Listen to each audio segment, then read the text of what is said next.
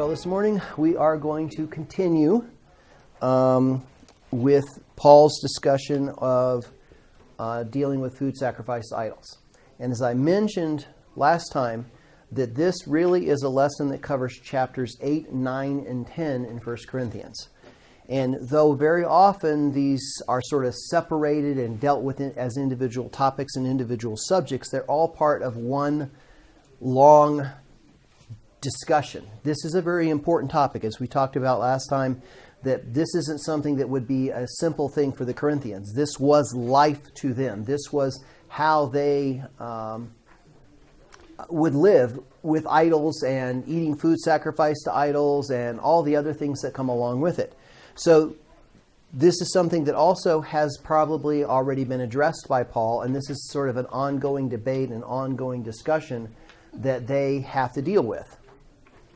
The thing that we saw last time is Paul kept bringing up the idea that if the Corinthians may have knowledge, and he goes through that and he discusses it and he says, yes, you have knowledge, we all have knowledge. He says, but this is not the knowledge that builds up, it puffs up.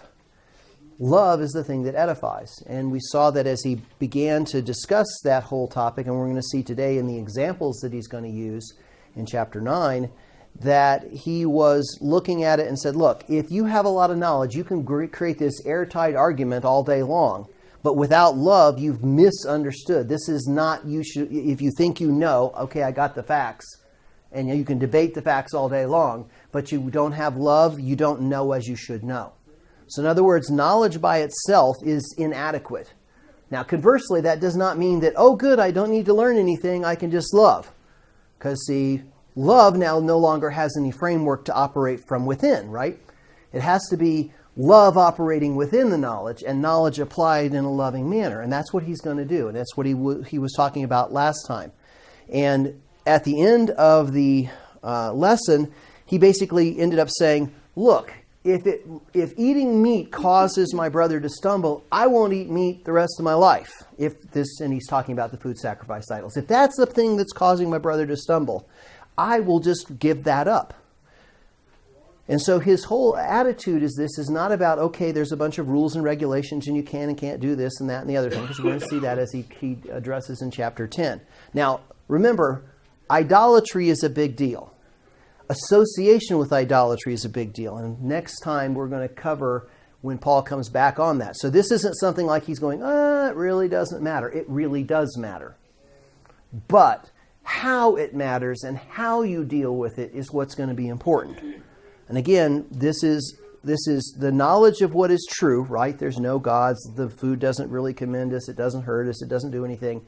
But if I don't do it with love towards others and the gospel, which he's going to bring in today, then I've failed. All right, that's your entire quick review of last lesson. But this time we're going to be looking at 3 examples that are going to undergird his statement of here's what it looks like to have knowledge and truth and be accurate and yet now love within that. Okay? And it's a big deal. And too often we run off that, boy, I've got the arguments, or wow, I'm loving. You got to have both.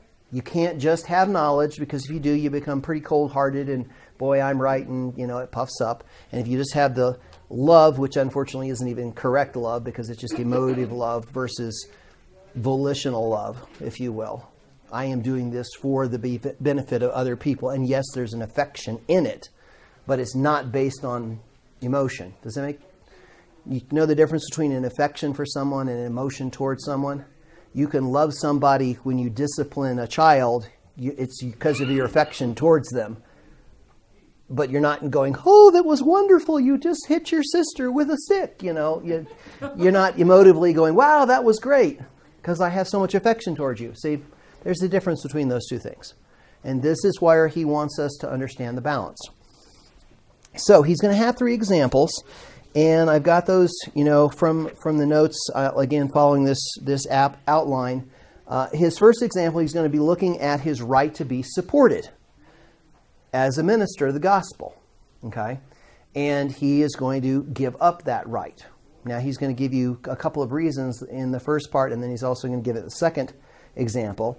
And then he's going to expand his right of giving up what is something that he is actually should have. He's going to give it up, but he's going to explain in how he now deals with that giving up of rights, in addition to just his support, but into his understanding of how I therefore interact with other people. And he's going to talk about, to the Jews I became a Jew, and those without the law was without the law, and to the weak I became weak, right? He's going to talk about those things. So again, a lot of times we yank these things out of their context, but this is all being used as part of an argument. And then the final one is he's going to look about, and if I use just a generic statement, is he's saying, look, you cannot live a sloppy Christian life. It needs to be purposeful. It needs to be meaningful. And he's going to use the example of athletes, both as a runner and a boxer. And he's going to say, you have to be careful about how you live, because even he, at the end, he says, I could be disqualified myself. Okay? So we're going to look at all those things. Again, every one of these things is he's going to show, yes, here's knowledge, here's truth, here's reality. Now I'm going to live in a loving manner so that the gospel is not something becomes an impediment to the gospel, that my brothers are loved, that my life is the right example. So all of these things, though, again, we yank those out of their context very often. This is all part of what he began in chapter 8. And he's going to continue in chapter 10 as he begins to give another example of Israel. He says, hey, don't be like these guys. Look, remember we talked about idols and we're dealing with this whole ideal of idolatry? He's then going to go talk about that, and that's what we'll pick up next time, and we'll continue through the rest of the chapter. So does that kind of give everybody context of what we're going to talk about this morning? And again, I cannot go through all the details and all the discussions and all the language behind all this stuff, so if you have questions or I'm too confusing with it, ask and I'll try to clarify. As again, I'm going to have to move pretty quickly. So his first example is his support as an apostle. And this begins in chapter 9, verses 1 all the way through 14. Now, pretty interesting that he spends 14 verses talking about giving up his freedom to be supported. I mean, isn't that kind of weird for a pastor to say, well, here, let me explain to you why I'm giving up my right to be paid. You know, it's kind of a different perspective on things, right? Isn't most of us go, hey, here, I should be paid, you know, when you work and you earn and things like that? Well, he's actually going to show his right in this, and then his freedom in it, and the Lord's command in it, and then how he's going to give it up. So it's interesting. Why would you do that? So he says, am I not free? Am I not an apostle? Have I not seen the Lord, Jesus the Lord? Are not my workmanship in the Lord? If to others I am not an apostle, at least I am to you, for you are my seal of my apostleship in the Lord. Okay? So I'm going to go through these in sections since it'll be easier to handle it that way. He says, am I not free? Am I not an apostle? So he's asking a series of basically rhetorical questions. He's not expecting them to go, I don't know, are you free? Let's evaluate that. It's a rhetorical set of questions. He says, am I not free? He says, yeah, you're free. Am I not an apostle? Yeah, you're an apostle. Are you not my workmanship in the Lord? Yeah, you are. And if not to others, I certainly am to you guys. Okay? So he's basically saying, even if you don't want to grant me that elsewhere, to you people, you know it. Because I came, I brought the gospel, I've been mentoring you, I've been helping you, I've been teaching you. You can't deny that I have all these things. So again, facts of truth, right? And so he begins with that. He says, all right, this is true, and you're my seal of apostleship. In other words, this is something, you are the people that are exemplary of what I have done as an apostle to bring the gospel. Does that make sense? So he just starts off with, say, here's the truth and the reality of who I am. It's not a discussion. It's not a debate. He's not trying to defend himself. A lot of people take these passages as Paul is defending himself because it's pulled out as like it's a separate argument. But again, in the flow, this is no longer a defense of who he is. This is a statement of who he is. And then he says, this is my defense to those who would examine me. Now, this is where a lot of people go, well, see, he's defending himself. But what do you think he's really defending himself? Here's the defense for those who want to look at me. Is it that he's an apostle, that he's free, that he's seen the Lord, or anything like that? Is that the defense that he's saying, if you want to examine me? What is the defense that he's gonna bring forth? Is he defending that he's an apostle in these next passages? I think he's defending his authority based on Okay. right the fact that he has something to say to them. Okay, he does have something to say to them, but remember, what is the context of the flow we're looking at? Remember, he just said, I will give up these rights. I will not do these things because even though I have knowledge, I am an apostle, I am of the Lord, I am free, I am all these things. I am going to give up something because the knowledge that I have is done in love. So the defense is, why in the world would you give up something that you're right? If you want to look at me and say, why are you doing this, Paul? He's going to say, let me explain to you. Here's my defense of why I'm doing what I'm doing. Not who I am. Okay? This is where I vary from the more traditional arguments, because I do see this as a flow. The traditional arguments is exactly that. He's just defending himself. But look, watch what happens here. He says, this is my defense for those who would examine me. Do we not have the right to eat and drink? Do we not have the right to take along a believing wife, as all the other apostles and the brothers of the Lord and Cephas? Or is it only Barnabas and I who have no right to refrain from working for a living? Who serves as a soldier at his own expense? Who plants a vineyard without eating of its fruit? Who tends a flock without getting some milk? Right? So what's he basically saying here? I think he's saying he's going the extra mile. He's going the extra distance to display the gospel. Okay, he's going to come back to his why he's doing stuff for the gospel, and he's going to give some reasons for it. But look what he's saying. He's saying, don't I have the right to eat and drink? The answer, of course, is, well, yeah. Don't I have, there's the support, the food, I've got that, just like anybody else. Do I not have the right to bring along a believing wife, just like the apostles and Cephas? So he's saying, this is just normative stuff that we all have that right to do that. That's okay. Or is it just Barnabas and I have no right to refrain from working for a living? In other words, are we the only ones that can't work? We have to restrain ourselves? No. And then he goes on to something else. Now, and this is where he's now coming back and he says, does a soldier serve at his own expense? And the logical answer is, of course not. Right? Unless you're the knight in shining armor with all your own money and you bring out your own armor, but that's not what the way people don't just go around saying, hey, I'm a soldier, I'm going to go serve at my own expense. He's basically saying, no. Right? So again, he's asking, he who plants a vineyard, you've planted it, you worked hard on it, but you can't have anything. It's like, nah, it's silly. Hey, you're the shepherd, you've herded the goats and all, but you can't have any milk.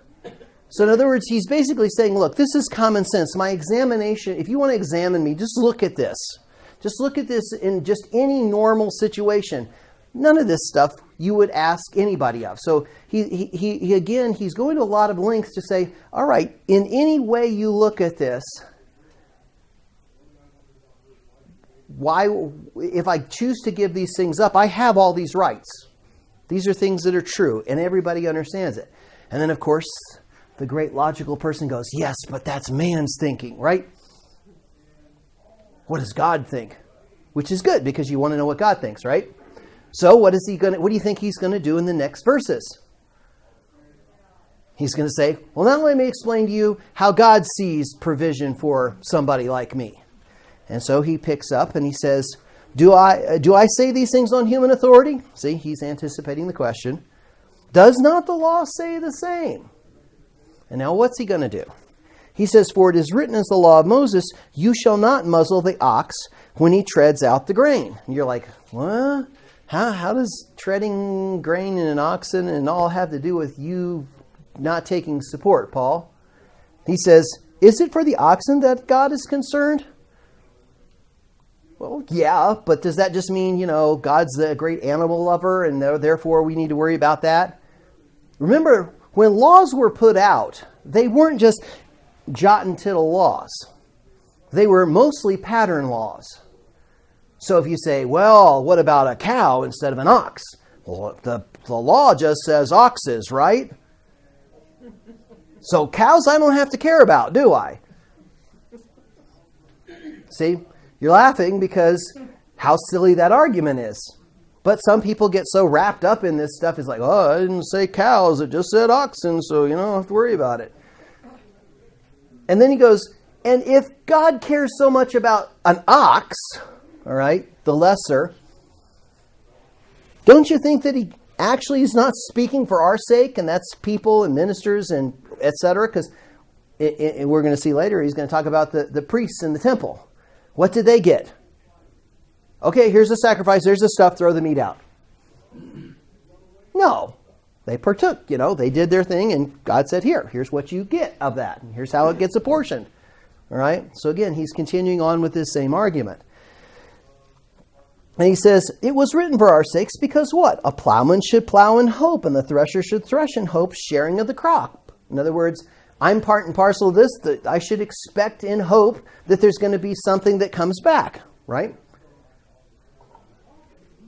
If we have sown, now here's where he takes it from that lesser earthly thing and brings it into the spiritual world. He says, if we have sown spiritual things among you, which are way more important than earthly things, is it too much if we reap material things from you? He says, this is the temporal, the simple stuff, and we're bringing you eternal life. Is it so much to think that we shouldn't have something that comes out of it? He says, if others share this rightful claim on you, do we not even more? Now, if you notice here, he's basically saying, I have just laid out to you all these arguments as to why I should have support. Isn't that amazing? He spent all those verses saying, now, I've given you every single way you can think about why I should be supported. And yet I'm not. It's not because you won't, it's because I won't let you. You're going, why did you spend all that time, Paul, making sure that we understood that you should be supported? And he says, well, let me continue on. Nevertheless, we have not made use of this right, but we endure anything rather than what? Put an obstacle in the way of the gospel of Christ. So his denial isn't anything except I want to make sure the gospel is not stumbled, if you will. And again, we know God's word is going out and it's powerful and all that other kind of stuff. But when he's talking about this, he's talking about in the earthly realm, dealing with people in an earthly sense. He's saying, I am not taking advantage of the right I do have, and I've explained to you I have this right, but I am not going to take it so that the gospel won't be stumbled. Now, for all of us, you're like, what does that mean? So if you don't want the gospel to be covered, don't pay your pastor, don't do that. Is that what he's saying? Because they have the right, but they should be, humble. No. You guys have heard the finance committee's prayer, right? No. Lord, keep them humble because we'll make sure we keep them poor. No. That's not what he's talking about here, just so you know. Right? You never heard that prayer before? No. You guys just didn't grow up in a good old... No. That's really mean. But see, if you notice here, and he's going to go in the next section, he says, and by the way, I'm not asking for money. Okay? He's going to make sure that nobody misunderstands what he's trying to say here. Because he goes on and he says, look, I won't do this because of the gospel. Why? Now, this is where we're going to have to bring back into the Corinthians. This isn't something we're used to. But I know people will do it in some ways, even today. But what goes on in Corinth during this time when it comes to people bringing teaching and instruction to people? There weren't seminaries back then, guys. Oh, it was whatever they thought was right. Well, it's whatever they thought was right. But if I was a teacher in those days, a Stoic philosopher, how did I earn my way? Huh?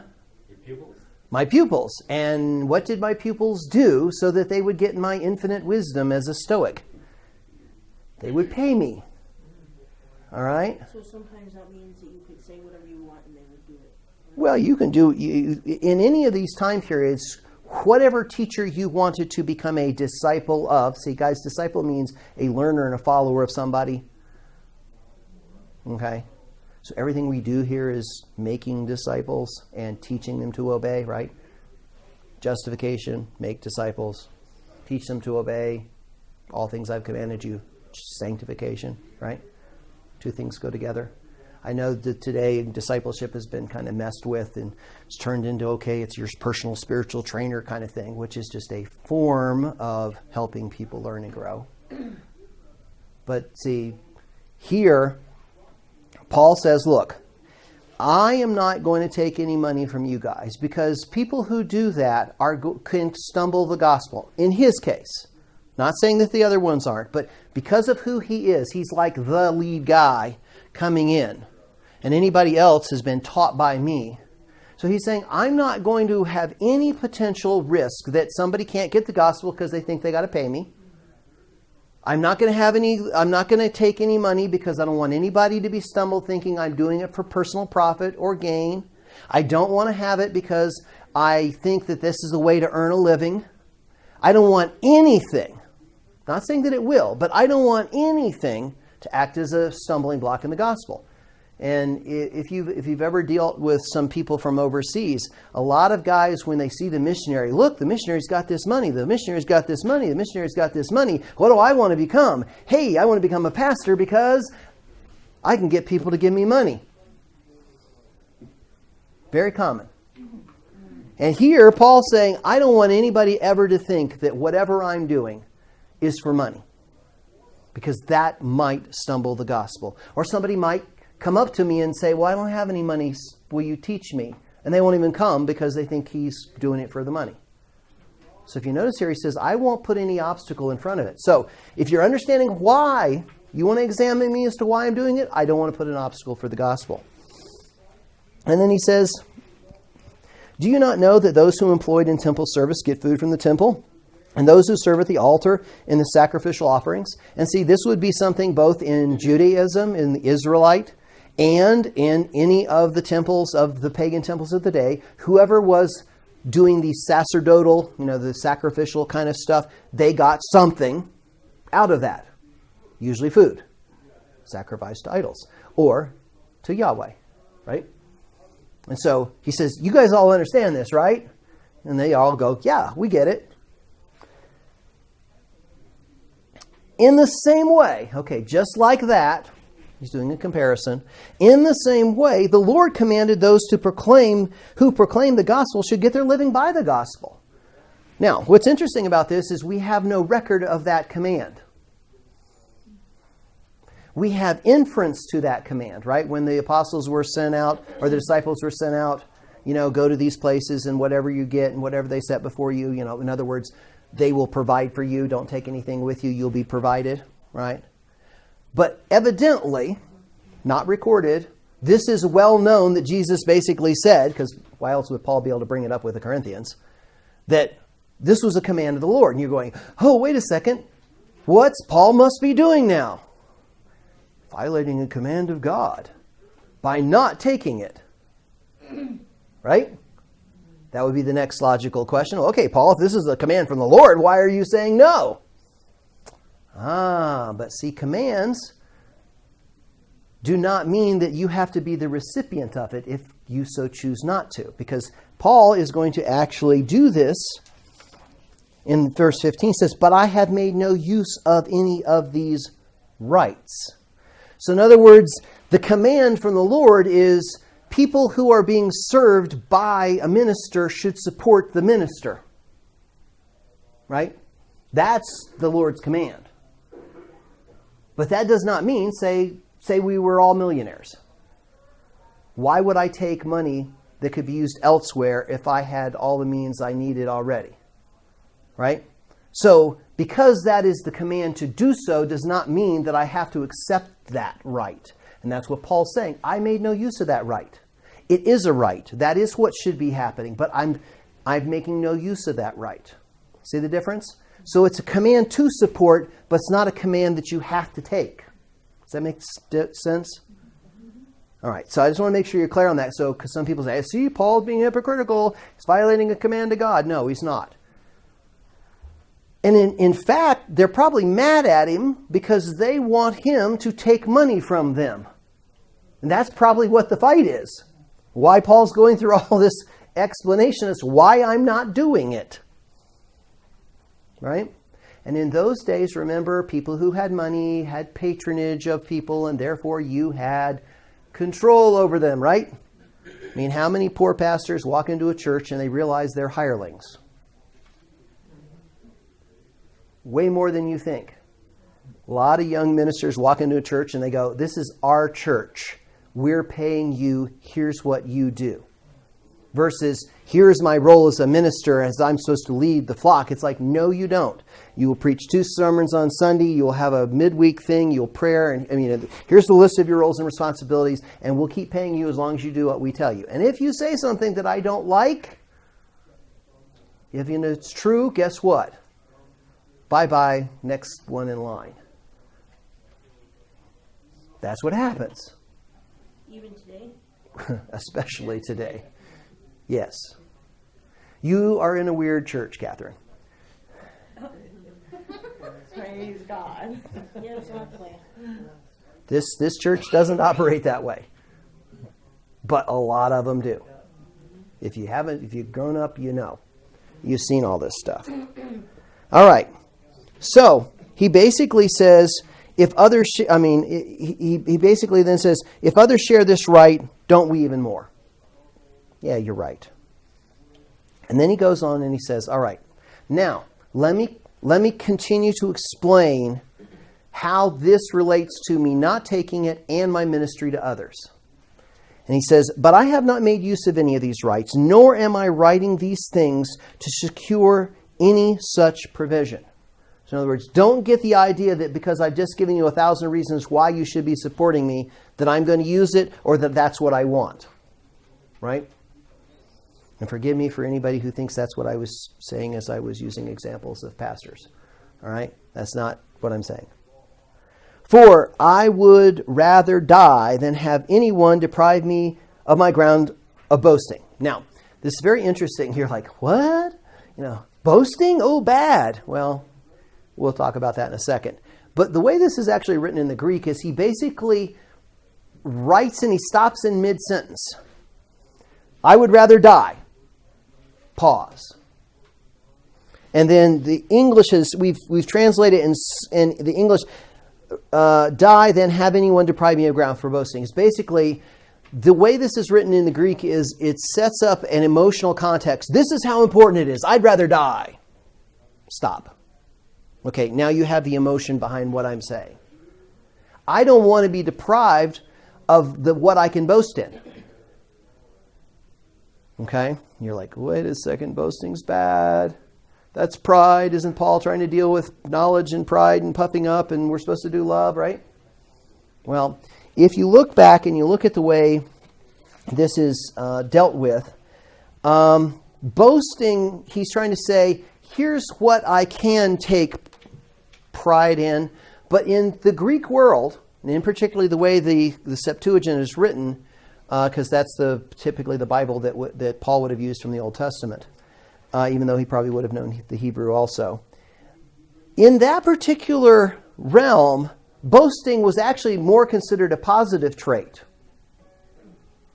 Okay? In their culture, not to be proud of something, if you will, would be considered a negative trait. In ours, as soon as we say boast, it's all bad always, right?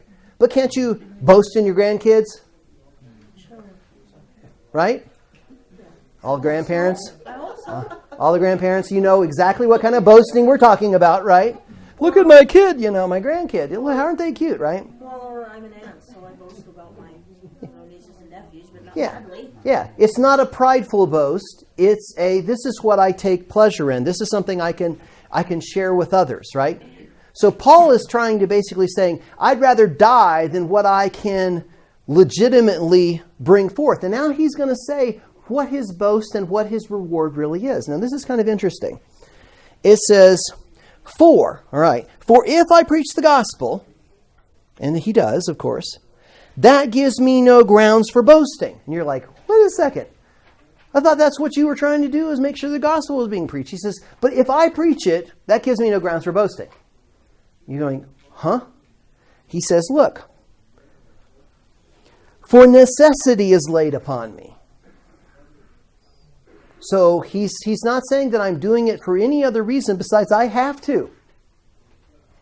He says, I have to. Woe to me if I do not preach the gospel. And this, I've referenced this in your notes. If you go back and look at Jeremiah 20, verses 7 through 9, you'll see that this is the same kind of expressions. Actually, Jeremiah talks about the fire in his bones, basically. If I don't proclaim what God has told me to proclaim, I'm going to burn up. So in other words, Paul's saying, I'm not boasting in the gospel because I preach it. It's compelled upon me. God has laid it upon me. I mean, the Damascus Road experience, when he went with Ananias, here I'm going to show him all the things he's going to have to endure and deal with. I mean, isn't that where a lot of the prophets got oh, by the way, Isaiah, we're going to preach the gospel, you're going to preach to the people and they're going to ignore you. Jeremiah, don't worry, it's going to all be good, right? If you know what Jeremiah is like, nah, not quite so much. And so this same type of compulsion, Paul says, I can't boast in preaching the gospel because this is laid upon me. I have to preach the gospel. Woe to me if I don't preach the gospel, because God has laid this out for me. Now this is going to be interesting as he starts turning this. You're going to see how it links back into what we talked about back in chapter 4. That seems to be the key point, that God has laid it upon him. God has laid it upon him. God is the one who's doing it. He says, so why am I boasting in something that God has given me? Right?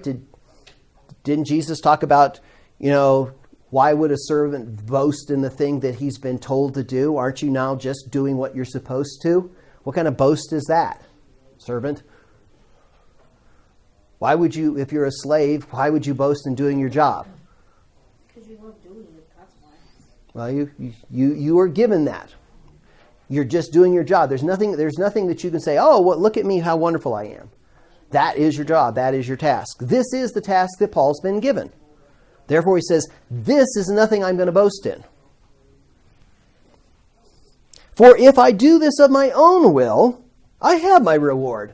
And what would that reward be? He could accept the support, right? Say, this is what I'm supposed to do. Even though if I did it on my own, then I could accept support, right? Because that's what all the other people are doing. And that is my reward, because it's me. He says, but that's not why I do what I do. I mean, this is where a lot of people misunderstand Spurgeon when he talked to young preachers. He said, if you can do nothing else, or if you can do anything else, do it. But if you can do nothing else but be a minister, be that. Now, too many young guys take that as, well, I can't figure out anything else to do with my life. I guess means I'm supposed to be a pastor. No, that's not the kind of pastor you want. No. I'm drifting. I don't know what I'm doing with my life, so it must mean I'm supposed to be a pastor. That's where they misunderstand. What he's trying to get at is the same thing Paul's saying here. If God is the one compelling you, otherwise don't do it. Don't do it. The only reason you should do this is because he compels you to do it. Therefore, there's no reward in that. There's no boasting in that. That's what God has demanded of you, if that makes any sense. Because trust me, you do not want to be a minister unless God compels you to be one. And then you still might go, are you sure, God? Even in your case? Even in my case. Even in every elder's case we have at this church. If God doesn't compel you, do not do it. And then you'll still question yourself. You'll still get on your knees and go, God, why? It's just like Moses. God, not me. Not me. I can't talk. I can't do this. All right, look, I'll give you Aaron. And how many of you have been in the church history class? How many of the people got on their horses and rode out of town rather than be made a bishop? And then people captured them, hunted them down, and drugged them back. All right? That's how much you want to be a minister. This is what Paul says. God has compelled me to do it. That's what kind of the thing that I am compelled to do this.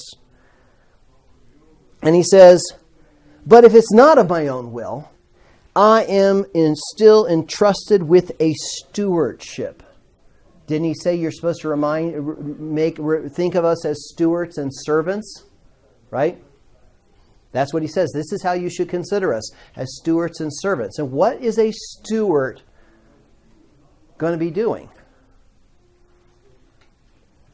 He says, we'll come to that in a second. With a stewardship. What then is my reward?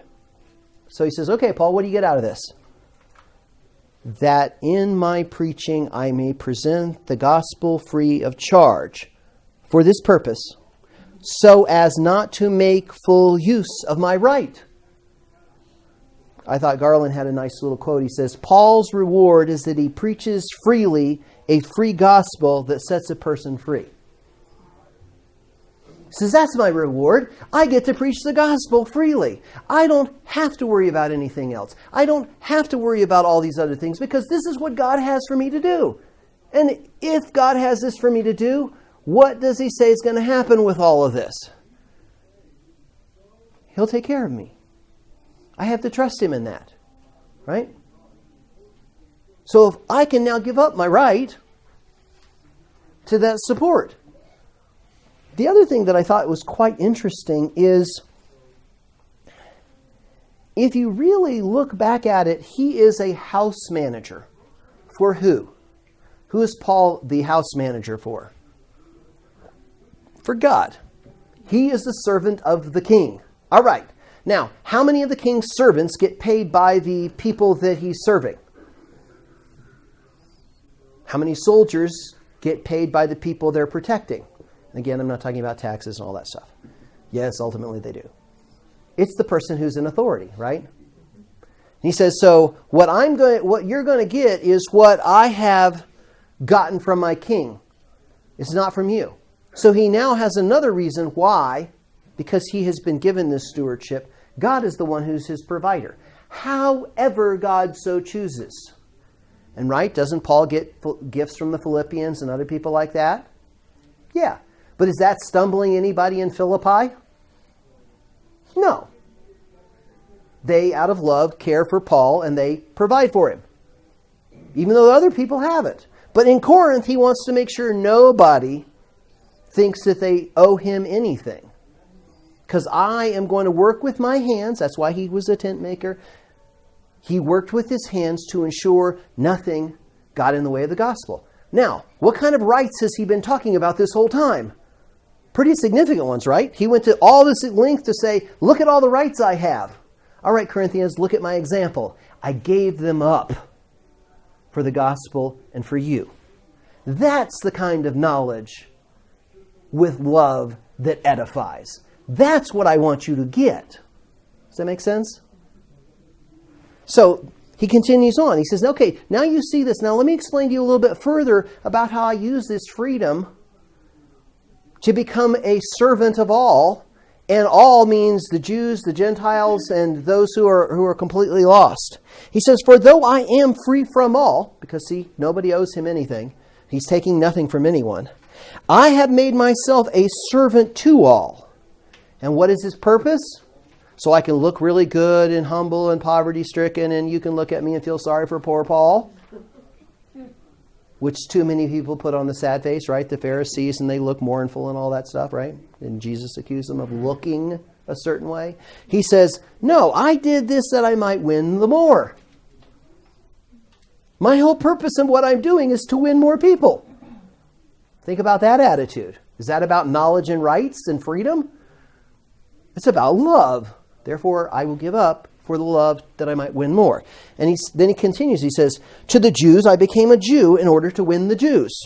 To those under the law I became one under the law, though I am not myself being under the law, that I might win those under the law. To those outside the law, I became as one outside the law, not being outside the law of God, but under the law of Christ. If you notice here, it says, I'm under the law, but I'm not. I'm not under the law, but I am. But different law, right? That I might win those outside the law. To the weak I became weak, that I might win the weak. I have become all things to all people, that I might by all means save some.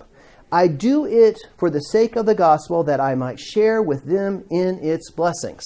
Now, do you think that all Paul is talking about here is I become a chameleon and blend in with everybody? After what we just see. That's not as hard, is it? So too often we take this out and said, well, this is our evangelism. We have to go look like them. Right? There's an extent to that, right? You need to make knowledge acceptable, and if you walk into, the suit in the inner city probably is not going to come over well, right? There's a cultural thing that you got to deal with. So that's not what he's dealing with, because there is some of that, right?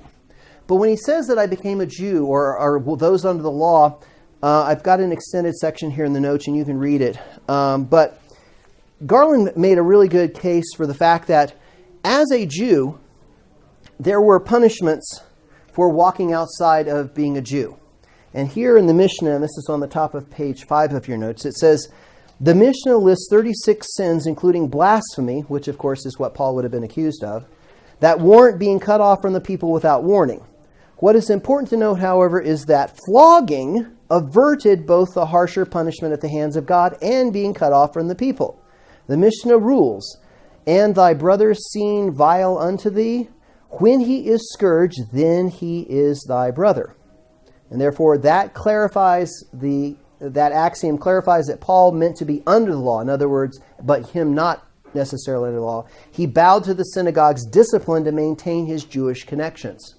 How many times does Paul say in 2 Corinthians that he was flogged by the Jews receiving 39 lashes? 5 times.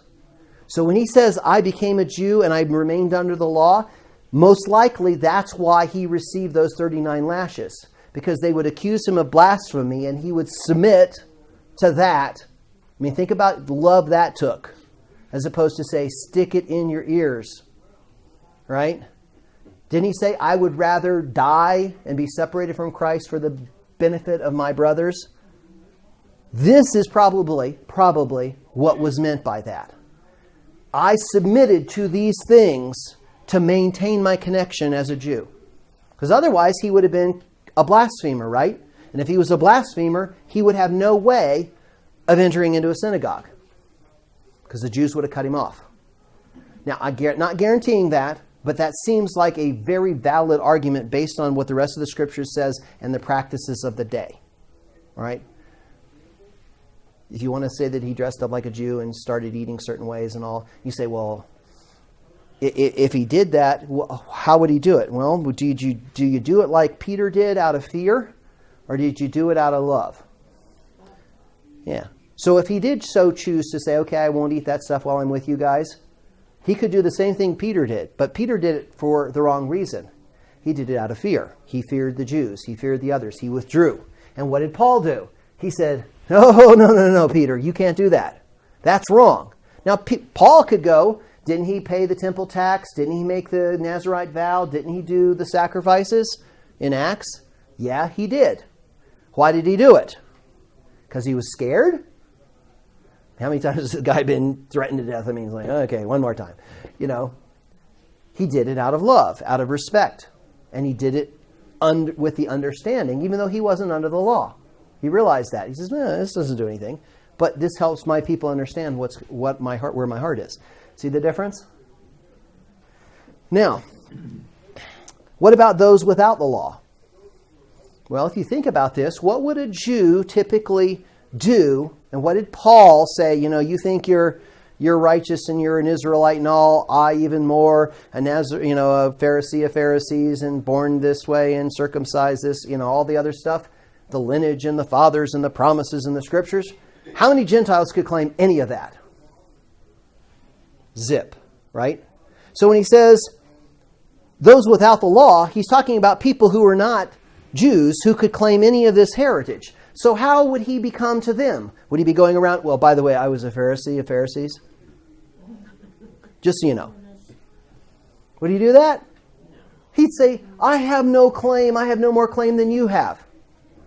I have no more right to God's promises than you have. Except for what? Christ and Him crucified. The gospel. See? And he had to live by grace. That's why Paul wasn't wrapped up in the law all the time. You don't see Paul making these debates and arguments, except, doesn't the law already tell you that too? Right? Because if you really understood the law, you wouldn't have so much problem. He says, so those without the law, I have to live under grace just like you do. I have to walk in the law of Christ just like you do. And I will be that way. I'm not some super Jew teacher guy. So when I'm amongst you, I'm just like you are. I live by God's grace in the gospel, knowing Christ and Him crucified. Okay? Who are the weak? He says, I became weak to the weak. Well, if you look at Romans 5:6, I think at least in the ESV translation, it talks about when we were weak, Christ died for the who? The ungodly. So in other words, he's dealing with this idea of those who are not believers, who are unbelievers. And he says, so what I'm doing is I'm not just giving or changing or mimicking. What I am is I'm mimicking Christ. What did Christ do? What does Paul tell the Philippians in chapter 2? He did not think equality with God a thing to be grasped, but what? Empties himself, took on the form of a bondservant, died to death even on the cross. He's saying, when I tell you to have the mind of Christ, when I tell you to be imitators of me as I am of Christ, he says, this is what I'm talking about. To those who are weak, right? Those who don't understand, you need to become just as loving and giving and forgiving and caring for others as Christ did, and willing to give up. See, if you notice, another, I'm willing to give up. I'm willing to give up. I'm willing to give up. He gives up his privileges. He gives up his heritage. He gives up his rules, his law, to follow Christ, to stay under the gospel, to work in grace. And he says, and I will give up all of the things just like Christ did for me, I will for them. Therefore, I become weak. I become like them. Now, it doesn't mean I become a sinner, right? Right? Because Paul argues the same thing in Romans. He goes, no. Just because there's sin doesn't mean we should sin all the more that grace may abound. May it never be. Right? So that's not what he's talking about. So when you are dealing with somebody who is a sinner who is weak, what would he be trying to teach the Corinthians, and what would he be trying to teach us? Be willing to give up your churchianity a little. Forgive me for saying it that way, but you know what I mean. Be loving and gracious and caring and giving up for other people, because that's what Christ did for us. That's what I do for them. That's how I am to live with the knowledge of what Christ has done for me, and I will now live in that knowledge and love for them. So the gospel, I can share in the blessings of the gospel, because that's what he says. He says that he will be able to share in that. He says that in, there it is. I do all for the sake of the gospel, that I might share with them in its blessings. In other words, come and join. I can share with them in those blessings. Isn't that great? And that means a transformed life. That means all the blessings of God. That means all these things. And he says, I'm doing all of this for them. Think about your evangelism and your care for your friends and your family, etc. When you say, I'm willing to give up whatever for you, so we can share in the blessings of Christ. See how he's doing this? You think this is going to affect the Corinthians when he brings them back to, and you guys are damaging and destroying your brothers for the sake of eating meat sacrificed to idols? How silly. See, this is why this is still part of his same argument. Now, he's got one more example, and we've got to go through it quickly. But verses 24 through 27, and this is about winning the prize, if you will. It says, do you not know that in a race all the runners run, but only one receives the prize? There's no consolation trophies, folks. Right? There's no participation ribbons, no. So run that you may obtain it. Every athlete exercises self-control in all things. They do not receive a perishable wreath, but an imperishable.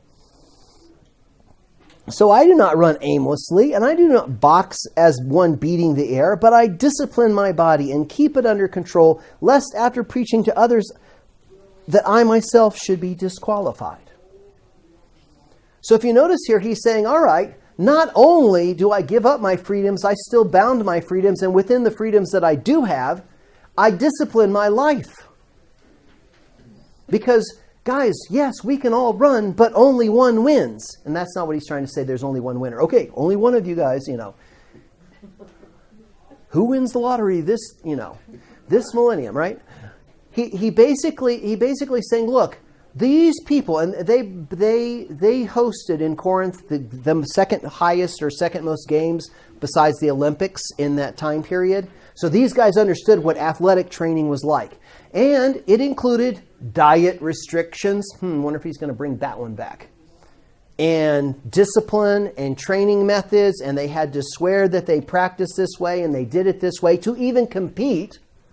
And then when they did compete, there were those who won, and there were those who were kind of the professional athletes until somebody got tired and going, dude, you're a drunk. You're not doing what you're supposed to do. Your life does not reflect an athlete. You're not just swinging at the air. Oh, look, I'm a boxer, They have discipline. And anybody who's competed in sports understands if you want to win, you don't just show up and play. You practice, you discipline, you train, diet, exercise, routine, mental, breathing, you name it. I mean, that's what these guys were like. And he says, that is how I live my life. Self-control. And they do it for perishable wreaths, but we for an imperishable one. He says, so again, he's arguing from the lesser to the greater. If people will go to that much trouble to win a wreath, what should our lives look like? If they'll go to that, now match your life up against a professional athlete and say, am I that disciplined? I don't like this section, actually. It's embarrassing. You're like, really? Ooh. They use self-control. And he says, so I don't run aimlessly. It's not just I'm running for the sake of run. Look, I run. I have a purpose in my running. And I don't box as just swinging. I have a purpose in my boxing, so to speak. But I discipline my body and keep it under control, lest after preaching to others, I myself might be disqualified. Now, this whole argument structure is about living in a loving, knowledgeable manner, right? And part of that is discipline and control, right? But at this end point, Paul really brings home the last phrase. He says, yeah, everybody runs. But how many people? This sort of echoes Matthew 7. He says, Lord, Lord, did we not cast out demons, and did we not perform many miracles? And he will say, depart from me, I never knew you, you who practiced lawlessness. Look at all the cool things we did. He says, but I have to live this life because I've been given a stewardship by God to bring the gospel to you, and I got to discipline my body so, one, I'm not disqualified from that role, right? If Paul was a drunkard, how many people would pay attention to him? If he was a philanderer, how many people would pay attention to him? That's why being a pastor is such a critical thing. You got to maintain the above reproach. It's important. It doesn't mean you can't stumble. Doesn't mean there aren't, we all screw up. Trust me, we all do. But what does the life look like? He says, my life's got to look like this athlete's. Lest after preaching to you, I myself am disqualified. And this word disqualification is the Greek word, dokimos, means to test or to prove something. That's what when James is writing that your faith will be tested. That's dokimos. This one is adokimos, which basically means not proven, not tested, not genuine. He says, so this is not just I'm disqualified from my ministry. He's saying that I myself might actually be really disqualified. So don't just think because I've made it this far that I'm going to. What did he tell Timothy and he used the same athletic metaphor as he was fading from the scene. What did he say? I have fought the good fight. I have finished the course. Right? Before he says, I'm being poured out. I am about to. And he says, now I have. I'm done. So he can come back to this same metaphor and say, I really did finish. I really did maintain. I really was not disqualified, Timothy. Now you run, you fight, you discipline just like that. All right, Corinthians, you guys ready to eat some meat for sacrifice to idols? Because Paul's not done yet. Next week, we're going to pick up and he's going to point out Israel. He says, okay, if modern examples aren't good, let me go back and explain to you what happened to Israel when they went after idols and what happened to them. Because they were written down for a reason. It was one, to teach them, but two, for us also, right? And then he'll come back and say, now let me explain to you about meat sacrificed to idols again. So if you know, see how this all fits together? How much more do we want to know and how much more do we want to love? Together, from God's perspective, in His wisdom. That's what we have to be focusing on. Not just becoming smart, not just becoming warm and fuzzy. Look at these and see how Paul applied his knowledge and his understanding with his practice and care for others. For the gospel. And if you went down your life, how many stumbling blocks do we each throw out every day? In the way we live, the way we think, the way we act, the way we speak. Does that make sense? Think about that. And then we can take the knowledge that we have, take it to the heart, and apply it. And yes, there will be emotion that comes along with it, but that's not affection.